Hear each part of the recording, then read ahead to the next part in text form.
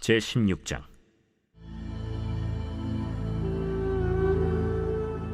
여호와께서 사무엘에게 이르시되, 내가 이미 사울을 버려 이스라엘 왕이 되지 못하게 하였거늘 내가 그를 위하여 언제까지 슬퍼하겠느냐.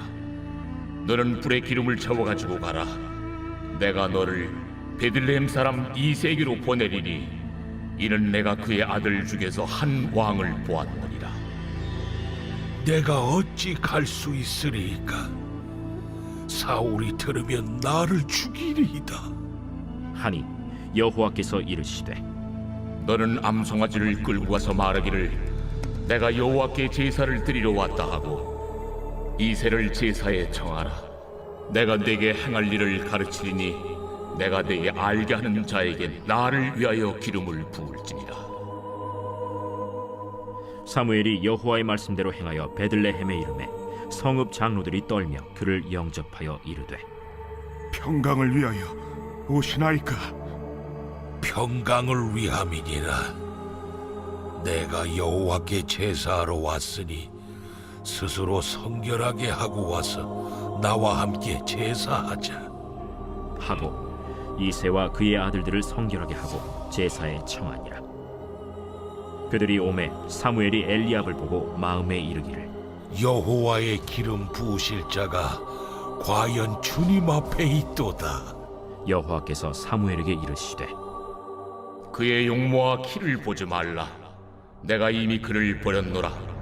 내가 보는 것은 사람과 같지 아니하니 사람은 외모를 보거니와 나 여호와는 중심을 보느니라. 이새가 아비나답을 불러 사무엘 앞을 지나가게 하매 사무엘이 이르되, 이도 여호와께서 택하지 아니하셨느니라. 이새가 산마로 지나게 하매 사무엘이 이르되, 이도 여호와께서 택하지 아니하셨느니라.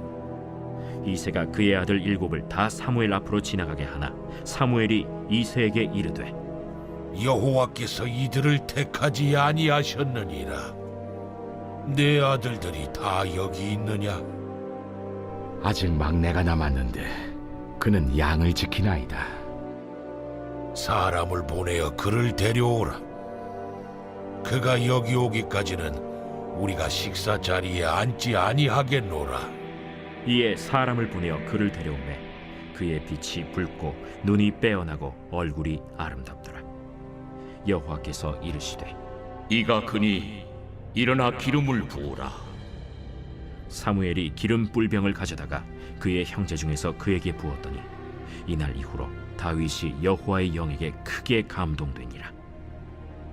사무엘이 떠나서 라마로 가니라. 여호와의 영이 사울에게서 떠나고 여호와께서 부리시는 악령이 그를 번뇌하게 한지라. 사울의 신하들이 그에게 이르되, 보소서, 하나님께서 부리시는 악령이 왕을 번뇌하게 하온즉 원하건대 우리 주께서는 당신 앞에서 모시는 신하들에게 명령하여 수금을 잘 타는 사람을 구하게 하소서. 하나님께서 부리시는 악령이 왕에게 이를 때 그가 손으로 타면 왕이 나으시리이다. 나를 위하여 잘 타는 사람을 구하여 내게로 데려오라. 하니 소년 중 한 사람이 대답하여 이르되, 내가 베들레헴 사람 이새의 아들을 본즉 수금을 탈 줄 알고 용기와 무용과 구변이 있는 준수한 자라. 여호와께서 그와 함께 계시더이다. 사울이 이에 전령들을 이새에게 보내어 이르되, 양치는 내 아들 다윗을 내게로 보내라. 이새가 떡과 한 가죽 부대의 포도주와 염소 새끼를 나귀에 실리고 그의 아들 다윗을 시켜 사울에게 보내니 다윗이 사울에게 이르러 그 앞에 모셔 서매 사울이 그를 크게 사랑하여 자기의 무기를 드는 자로 삼고 또 사울이 이새에게 사람을 보내어 이르되, 원하건대 다윗을 내 앞에 모셔 서게 하라. 그가 내게 은총을 얻었느니라. 하나님께서 부리시는 악령이 사울에게 이를 때 다윗이 수금을 들고 와서 손으로 탄즉 사울이 상쾌하여 낫고 악령이 그에게서 떠나더라.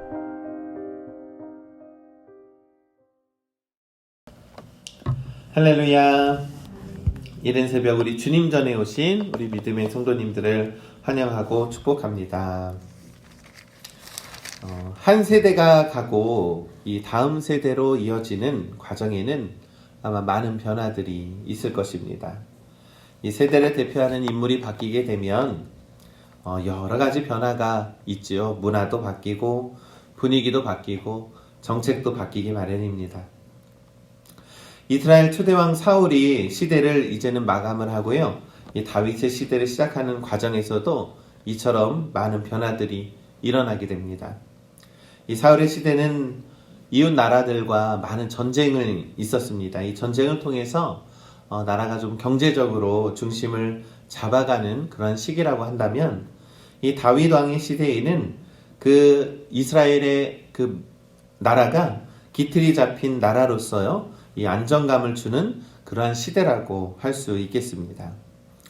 이스라엘은 12개 지파로 구성된 그런 나라죠. 그래서 하나의 나라로 만들어주는 것은요, 다름 아닌 종교 공동체, 믿음을 지녀야 했습니다. 아직 나라가 기본 개념이 좀 확립이 되지 않았기 때문에 하나님을 섬기는 종교적인 그러한 하나된 믿음이 없어지면 나라의 근간이 흔들리는 큰 위기가 있었다라는 것이죠.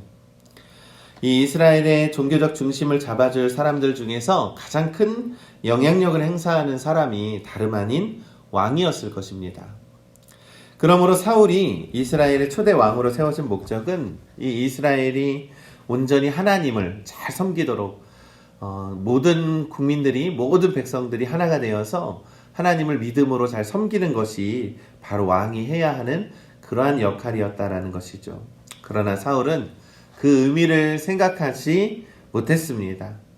이 하나님에 대한 불순종은 물론이거니와 그의 심령은 이미 병들기 시작했고 많은 탐욕과 욕심 때문에 이제 더 이상 회복할 그러한 기미가 보이지 않게 되었습니다. 본문은 하나님께서 이젠 사울의 시대가 종식되었음을 선언하고 사무엘에게 알리면서 이제 새로운 시대를 준비하라고 명령하는 것에서부터 시작을 합니다.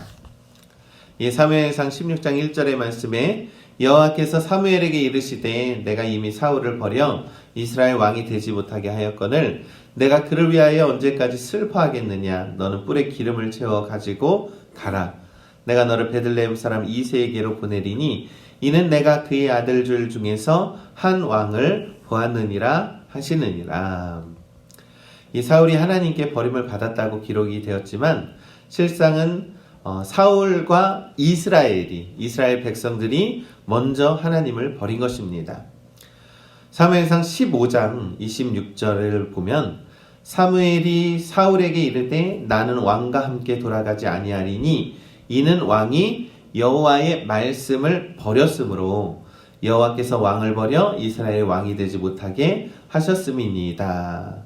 또한 8장 7절에도 살펴보면 여호와께서 사무엘에게 이르시되 백성이 내게 한 말을 들으라. 이는 그들이 너를 버림이 아니요 나를 버려 자기들의 왕이 되지 못하게 함이니라. 그렇습니다. 우리 믿음의 성도 여러분, 언제나 하나님을 버리는 것은요 다른 것이 아니라 우리들 때문이라는 것입니다. 이 하나님과의 관계가 멀어지는 것도 바로 나로부터 시작이 됩니다. 언제나 하나님은 우리의 곁에 계시고 우리와 함께 하시지만 사울은 그것을 깨닫지 못하고 먼저 죄를 범하고 먼저 하나님과의 관계가 멀어지게 한 것이다 라는 것이죠. 그러니 우리 믿음의 성도 여러분, 언제나 포기하지 않으시는 우리가 하나님을 믿고 의지함으로써 더욱더 하나님의 마음을 헤아리고 더욱더 하나님을 사랑하고 순종하며 하나님의 거룩한 백성들로 살아가시기를 간절히 소망합니다. 이 이스라엘로 하여금 하나님을 온전히 섬기게 할 시대의 왕으로 이 다윗을 이새의 아들들 중에 다윗을 세울 계획을 하십니다. 이 사무엘은 이새 아들들을 제사에 초청하여서 아들 7명과 만남을 가지죠. 이새의 아들들과의 만남 속에서 사무엘은 이 하나님께서 사람을 보시는 기준에 대해서 우리에게 다시 한번 깊이 깨달음을 줍니다. 사무엘상 16장 7절의 말씀에 여호와께서 사무엘에게 이르시되 그의 용모와 키를 보지 말라. 내가 이미 그를 버렸노라. 내가 보는 것은 사람과 같지 아니하니 사람은 외모를 보거니와 나 여호와는 중심을 보시느니라. 이 사람의 눈과 기준은요, 항상 외형의 아름다움을 보고 또 판단을 하지만 하나님께서는 다른 기준을 가지고 계시다라는 것이죠.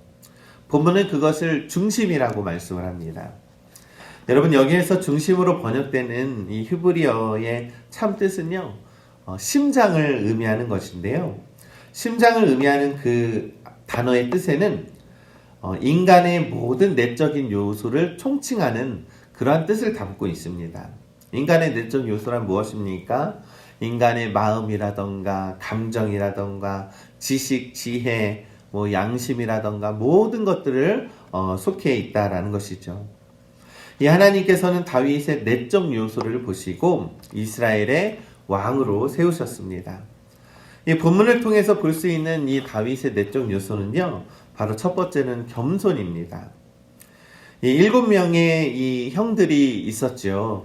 그래서 이새가 이 사무엘에게 이 첫째부터 차례차례 보여줍니다. 그런데 하나님께서 아니라고 명령을 했습니다. 그래서 사무엘이 묻습니다. 아니, 아들들 중에 다 보여주었느냐라고 했을 때 아버지가 우리 막내가 있는데 지금 양을 치는 일을 하고 있습니다 라고 했습니다. 이 사실 그 사무엘이 이새의 아들들을 다 초청을 했는데 어찌된 일인지 그 이새가 막내 아들에게 모진 일을 시킨 것이지요. 아무래도 장자들에게 먼저 그러한 일들을 주었다라는 것입니다. 그런데 다윗은 그런 것을 불평하지 않고 오히려 그 양들을 돌보는 일, 하찮은 일에 겸손한 마음으로 수행을 하고 있었다라는 것이죠. 하나님 보시기에는 그것이 참 좋았던 그러한 다윗의 성품으로 엿볼 수 있습니다. 두 번째는 다윗이 가지고 있었던 사명과 책임감입니다.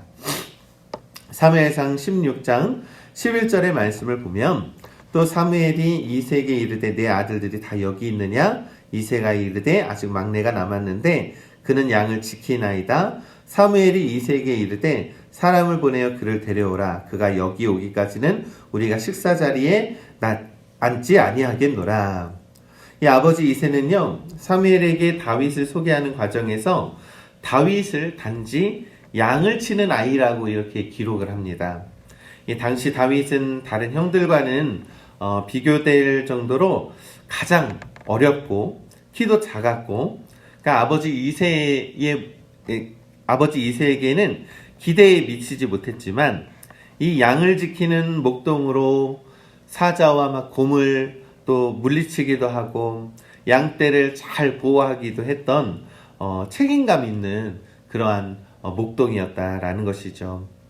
그리고 골리앗과의 싸움에서도 용기를 잃지 않는 아주 당당했던 그러한 다윗의 성품을 우리가 알 수 있습니다. 그러니까 다윗은 사명과 책임감이 아주 투철했습니다. 자기에게 양떼가 주어지면 목숨을 바쳐서 그 양떼를 지키기도 했고, 자기에게 주어지는 전쟁이 있으면 목숨을 다해서 최선을 다했다라는 것입니다. 그리고 다윗이 가지고 있었던 세 번째는 바로 성령의 충만함입니다. 이제 기름을 부음받은 다윗은요, 여호와의 영에 크게 감동이 되었습니다. 이 중심을 보시는 하나님의 영에 감동되었다라는 것은요, 이례적인 영적 체험이 결코 아니라는 것입니다. 삶의 모든 과정에서 성령의 인도하심을 받는 그러한 삶을 살아가게 된다라는 것이죠. 이후에 어떤 일이 있습니까? 이 사울이 악령에 시달려가지고 괴로워하고 있을 때에 바로 다윗의 이 악기를 치는 그러한 소리를 통해서 사울이 상쾌해졌더라라고 말씀을 하고 있습니다. 이처럼 다윗은 영에 충만한 사람이 된 것입니다.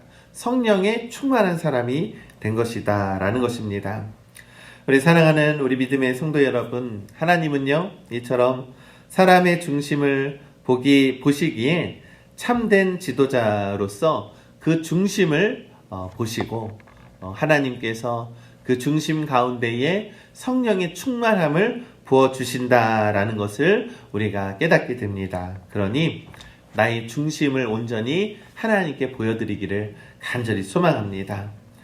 다윗의 영성 중에 가장 빛나는 업적은 무엇입니까? 무엇이든지 하나님의 뜻을 먼저 헤아리고 그 중심을 가장 먼저 하나님께 드렸다라는 것입니다. 전쟁이 일어나기 전에도 늘 하나님께 물었고요. 어떠한 어려움이 있어도 골방에 갇혀서 기도하면서 하나님께 끝까지 붙들었다라는 것이 다윗이 아주 위대한 그러한 업적이라는 것을 우리가 기억해야 합니다. 우리가 중심을 지키는 것이 때로는 매우 힘들고 어려울 줄 압니다. 많이 유혹이 있을 거고 많이 고민이 있을 거고 어려움도 있을 줄 압니다. 그러나 우리가 그 중심을 끝까지 믿음으로 붙드시고 하나님의 뜻을 위해서 우리가 최선을 다하면 하나님께서 무엇을 주십니까? 성령의 충만함을 우리들에게도 부어주실 줄 믿습니다. 그러니 우리가 성령의 충만함을 받아서 믿음을 잘 지키고 중심을 잘 지키며 살아가는 우리 믿음의 성도님들 되시기를 주님의 이름으로 간절히 축원합니다.